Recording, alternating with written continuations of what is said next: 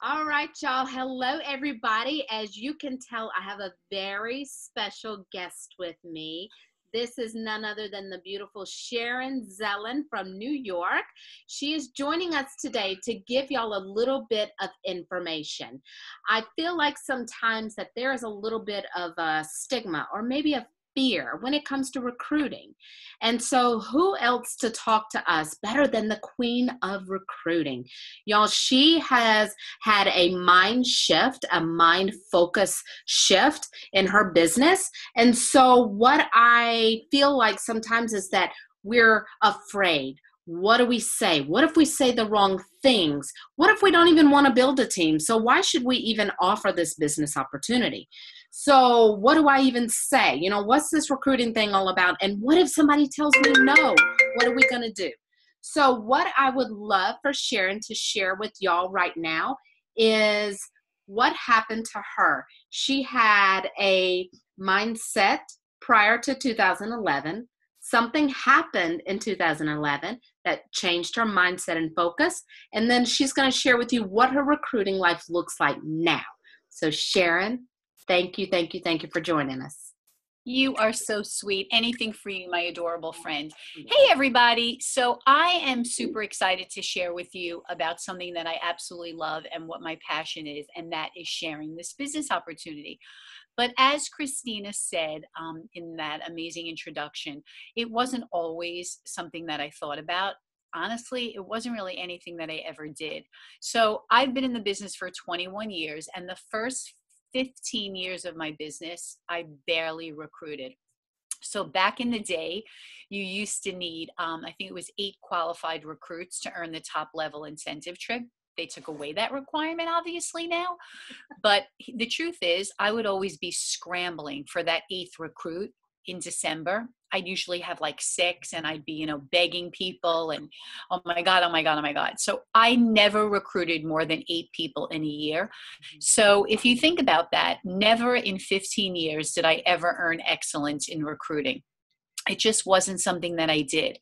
I never thought about sharing the business opportunity. I would go to every show hoping that I had $1,000 show and got 2 bookings, never ever thinking, oh my God, I'm going to share the business opportunity. I'm sure there's someone at this show that could use this opportunity.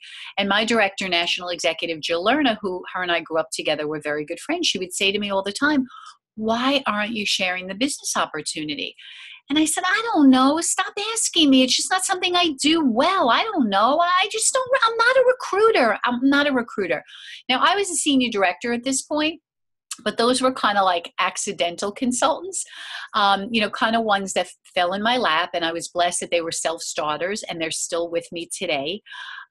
So really, they kind of took off on their own. It wasn't like I went out looking for them. It just happened at my shows. So here I am, 15 years in the business, and I literally had 8 people on my personal team. 8 people. And also back in the day, you needed to have 5 active consultants to hit your title. It wasn't just $5,000. You had to have 5 active consultants. So every month, my good friend Jill Lerner would call me and say, so are you going to go green? Do I have to wait for you? What's going on here? And I'd say, don't worry, we got this. We got this. And we usually always did. But literally 8 people on my personal team. So, it was aggravating and it was discouraging some months. So again, she would start with me, well, why don't you just try adding some new team members? And I'd say, leave me alone. I'm not a recruiter. And it's funny because they always say hindsight is 20/20. I didn't know then what was wrong with me. I really didn't. But looking back now, I kind of know. I had a crack in my belief pillar. I did not believe that I was a recruiter. Just wasn't something that I did. I didn't know that then, but I know that now. And I probably had a little crack in my skill pillar because I didn't even think I knew how to recruit. Those other recruits kind of fell in my lap. I didn't know how to ask for team members. So here we are. They announced the new incentive trip, and they went ahead and they upped the recruiting requirement from 8 to 12. And I was like, oh, well, this is not going to be good. And it was the trip of a lifetime, a Mediterranean cruise. And I'm like, how am I ever going to earn that? I can barely get 8. How am I going to get 12? So what do? We call up an amazing leader in this team because we have such an amazing company and that we're always so willing to share with each other. It really is a family.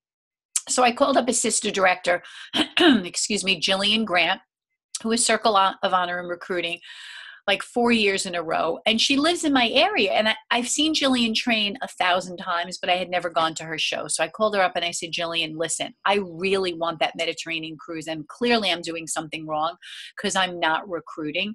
So can I go with you to a show? And oddly enough, she said, I have one tonight. Are you free? And I was. I was so excited. I brought a pad, I brought a pen because I'm thinking I'm going to see the most incredible show in the world because Jillian had more bookings than anyone we knew. Yeah. And she had more recruits than anyone we knew. So I could only imagine what her show was going to be like. So I leave for the show and I still remember what the house looked like on the outside. And I sit in the back of the room and I'm watching her do this show and I'm thinking to myself, well, this is a good show, but it's certainly not the best show I've ever seen. I even maybe do better shows than her. And I'm like, what's going on here? And I didn't get it until the second part of the evening when the real show began. And that was when Jillian created this vision of this business opportunity and what it could be for everyone in that room. And I remember a switch flicking in my brain. And I remember thinking to myself, oh my God, I've been selling the wrong thing because I was always a huge seller of the bar pan. I still am. It's probably one of my top 5 products. So I kept saying to myself that night, sitting in the back of the living room, oh my gosh, if I could create that same vision around the business opportunity that I create around the bar pan, that will be my number 1 selling product like it is Jillian's. Because after all, we sell the business. It's in the catalog. I don't know why it's not everybody's favorite product. So I'm going to ask you, what do you sell the most of? Is it a rock? Is it a deep covered baker? Is it a mix and chop? And why are you selling the most of that particular product? I'm going to tell you why if you don't know the answer. It's because you're creating a vision around that product that those people in your audience, whether you're live or virtual, feel like they can't live without that product. You've made it seem like it's something they cannot do without. So why in the world wouldn't we create that vision around the business opportunity, right? So that night when I was sitting at her show, that's what switched for me. At that moment, I had a whole mind shift change. And I remember I was so excited. My heart was racing. I'm like, I get it now. I get what I've been doing wrong. And Jillian played the ticket activity. So she encouraged people to ask questions. And I had done that in the past, but I didn't have that passion and that enthusiasm. It was what you really need to have when you play an activity like that. You can't just matter-of-factly mention the benefits of the business. You have to really be passionate about what you're talking about and really be in love with that product and the business kit. Because think about it, when you talk about the deep covered baker, you're not just saying this is our deep covered baker. It's great. You can make a chicken, you can make a molten lava cake, and you don't put it down. You create a vision for them around that baker that they really feel they can't live without it. And that's what you have to do with the business opportunity. And if you're playing the ticket activity or stealing hearts, or if you're showing paychecks, you have to really have that excitement and that enthusiasm and that passion. And it has to be heartfelt, right? So that night, I left Jillian's show. And I remember as I was leaving, I said to her, I know tonight you changed my life. And she took my face in her hands and she said, remember, my friend, the fortune is in the follow-up. And I said, I got this. And it was the first week in April. And I left that show. And that month, I recruited 9 people. And I'm going to tell you, I hadn't recruited more than 8 in a year. And that month I recruited 9. And I remember a sales manager came out to Long Island and she said to me, what's going on with you? Like, we saw your numbers. Is this like a fluke? And I'm like, oh no, I get it now. I've been selling the wrong thing. So amazing things started happening. And I was sharing the business opportunity with everybody, and not just at my shows. I was sharing it when I was out and about. I was sharing it with friends where I had stopped, talking about it. And don't get me wrong, it wasn't that I didn't love my Pampered Chef business, but I sometimes think it's like a marriage. If you've been married for a while, it's not that you don't love your husband. You kind of take for granted how lucky you are and how blessed you are. And I guess that's what happens when you've been in the business for 15 years. So it wasn't that I didn't love my Pampered Chef business. It just wasn't something that I was being intentional about. So that year, I earned Circle of Honor in recruiting. When I tell you I went from never earning excellence awards that first year, I signed 72 consultants and qualified 56 of them. So I think it was a company record. So why do I share those numbers with you? Because my story can be your story. I am nobody different than any of you. I just changed my mindset, and I decided that at every single show, there is at least one, two, or if not three people that have been laying in bed the night before, desperate for this business opportunity. They were laying in bed, unable to fall asleep, wondering how they were going to pay their rent, their mortgage, get out of credit card debt. They showed up at that show probably to buy a vegetable peeler to support their friends.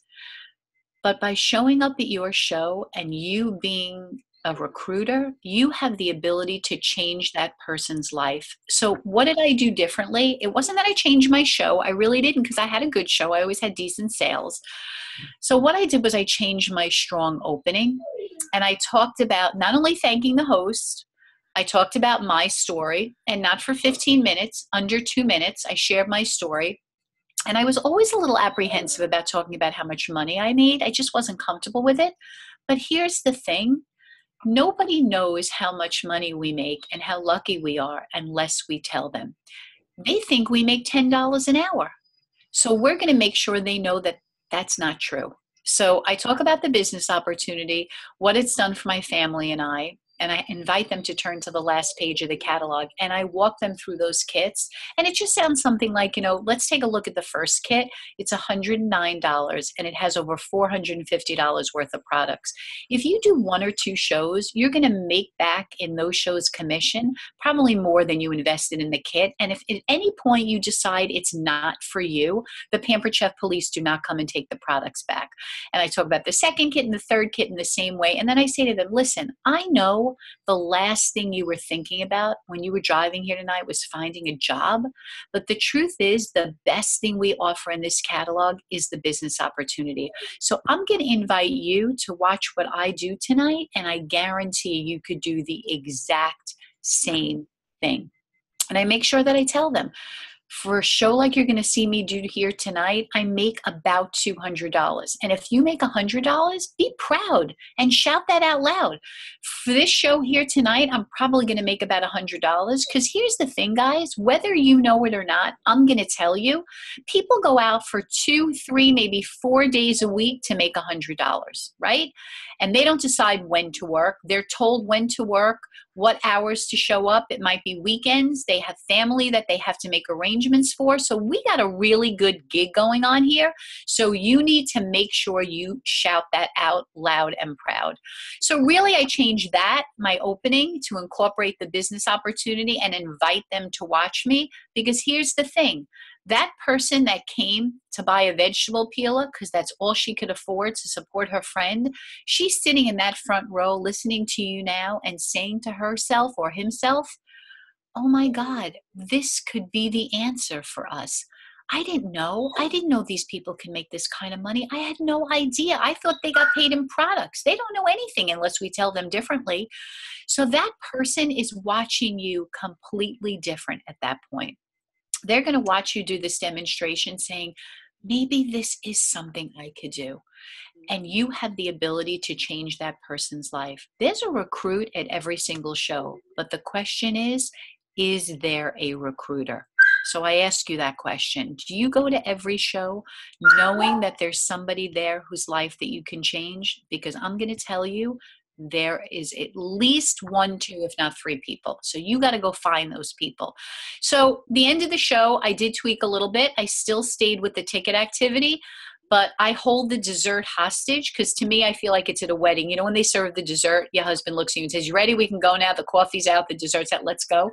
So I hold the dessert hostage and I do my ticket activity before I serve them dessert because I don't want them leaving.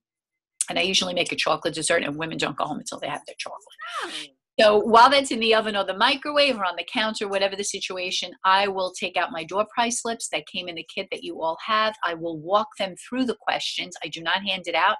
Talk about the benefits of booking, fundraising, and then I say the most important question on this door prize slip is talking about the business opportunity. If you ask me a question about the business, I am going to give you a yellow ticket, and I hold up my roll of tickets. I bought them at the party store. You're going to write your name on the back, and we're going to pick for a second prize. So who's going to go first? Who has a question about the business?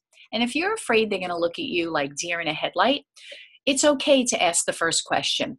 So, Susie, you want to know how much money I make? That's a great question. They always laugh. And I say to them, for a show like this, I make about $200. And at that point, if they weren't paying attention in the beginning, their jaws are dropping and they're like, did she say she makes $200? And then the questions start coming. So who else has a question? And then they're going to start shouting them out. Is it hard to get started? Is it easy to get bookings? Is there training? Can you earn trips? Do you drive a pink Cadillac? All kinds of questions. And don't be afraid that you can't answer them because they're all questions that you can answer. But here's a little tip. If that's your fear, you don't want to be caught on the spot and not have the correct answer, write out 7 or 8 questions on an index card and just memorize those answers and know those are the questions that you're going to be asked and give those cards out to 7 or 8 people when they arrive and just say, hold on to this. And at the end of the evening, I'm going to ask you to read this. And you can just say, who has an index card? Can you read your question? And you'll know the answers to them if that'll make you more comfortable because they're basically the same questions. So after the questions are done, I give out all the tickets as they ask them. I then hand out the door prize slip. Hand them out while they're filling it out. The hostess and I serve the dessert. And at that point, I have a quiet room set up for my checkout. And I find that room when I arrive at my show, because if you're going to sign people at the party, it's very difficult to do that if you're in the middle of the whole crowd and there's a line forming and people are breathing down your neck. So early on, when this mind shift came, and I learned this from Jillian that night, she had a private area. So when I arrive, I'll just say, Susie, is it okay tonight if I use the dining room to write up my orders, or can I use the den? I'll just find an area. So she always says, sure, no problem. Then I have my bag set up in there. So I will say, as they're eating the dessert, guys, I'm going to set up in the dining room. We take, every credit card known to man, check, cash. Well, now I use Express Party Checkout, I'm sure as most of you do. So they upload it. So I will say to them, you can upload all of your, your order up on Express Party Checkout. You can put in your credit card. The last thing will say send to consultant. I will have my laptop. So if you want to get going and you have a babysitter at home or you have to get up early for work, I only take one person at a time. So if you want to be first, I'll be happy to take you. And invariably someone will jump up and say, I have to get going, Sharon. Can you take me? No problem. And if the next person jumps up, I give out name tags. I will say, Melody, can you just have another glass of wine or a little more dessert? I'll come back and take you. I just want to spend some time with Susie. Oh, okay. I'm sorry. I didn't realize. You need to take control of the situation. So that first person will come in with me. And here's the thing, guys. I used to say, so what interests you about the business opportunity? No, I'm sorry. I apologize. I used to say, so would you like some information about the business opportunity? Invariably, they'd say no. And I'd say, okay, because where do you go from that? So it was a yes-no question at that point. Now what I say to them is, so what interests you about the business opportunity? And what happens when you ask a question like that is they have to answer it in some manner. So they will say to me, well, I love that you talked about the flexibility, or I love that you talked about the trips, or I love that you talked about the recognition. So I will say to them, if they say the flexibility, so let me ask you, Susie, do you work?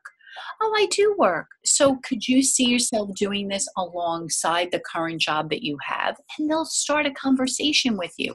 And at that point, I will say, let me ask you a question. You seem like a really smart woman.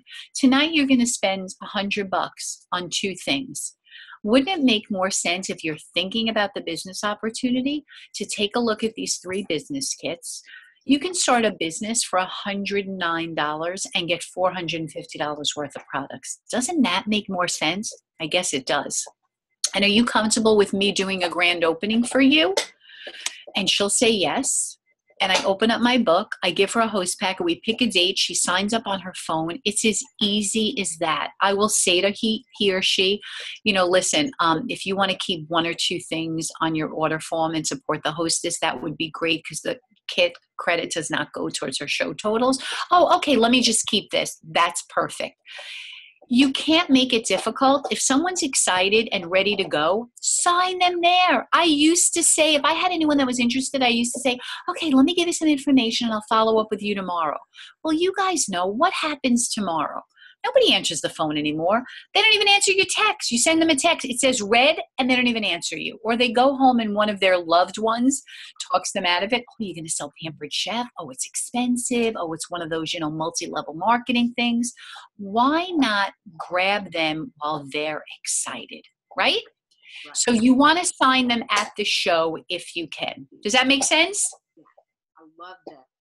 So whatever question they ask me, Christina, whatever question, when I say to them, so what inspired you about the business? Whatever they respond is what I react to. Oh, the trip sounded amazing. Do you and your family travel a lot? Oh, I wish that we could. Well, what if I told you by doing 2 shows a week, you will be able to earn the top level trip? And if someone says to me, in all fairness to virtual parties, if someone says to me, you know what, Sharon, I would love to do this, but honestly, I have a full-time job, 3 kids. I just can't get out at night. Well, Christina, it sounds to me like you would be a perfect online consultant. You know how I talked about that a few minutes ago? Let me just tell you a little bit more about how incredible being an online consultant is and the flexibility that it will offer you and your family. So we'll talk about that. Any other things I didn't talk about that you wanted to discuss? I think that's it, because you went from what you were thinking about and doing prior to your mind shift. I love that shift of focus. I love that. As you were talking about it, it literally gave me chills head to toe, simply because no matter if we are wanting to build a team or not, I really feel like it's our opportunity to change someone's life and to bless someone's life by at least offering the business. We have an obligation to offer. So I love that. We do. We do. And, I always try to compare it to, if you have a favorite restaurant or you checked out a restaurant and it was delicious, you would tell your friends, hey, did you try out that new restaurant, on Main Street? Or if there was a sale at your favorite department store, you'd be like, hey, did you hear that, Bloomingdale's is having a friends and family and you can get 30% off? This month, the kit is on a 50% rebate. Why in the world wouldn't you call up or text or private message everyone you know and say, this may be the furthest thing from your mind, but we're having the most incredible sale on our business kits, and I couldn't help but think of you and how amazing you would be at this, right? We can all do that. Even if we are great at recruiting or not, we've never recruited, or we've got 2 people on our team, we can all do that. Right. It's almost selfish not to share it. That's the way I look at it. It's almost selfish because we'll go to shows happy to take people's money and pray that we have $1,000 show. But how can we not go there knowing, when you know that there's somebody there that needs this desperately, it's almost selfish not to offer it. Right? Absolutely. I agree with you 100%. Thank you so much. You are so welcome, my sweet friend. I tell you what, I was writing notes like a crazy person. It looks like a doctor's writing over here. Well, I hope this helps, and I hope Team Wessinger rocks it out this month, and let's share the business opportunity with as many people as we can, because it truly is life-changing. Have a great rest of your day, sweet friends. Thank you. Take care.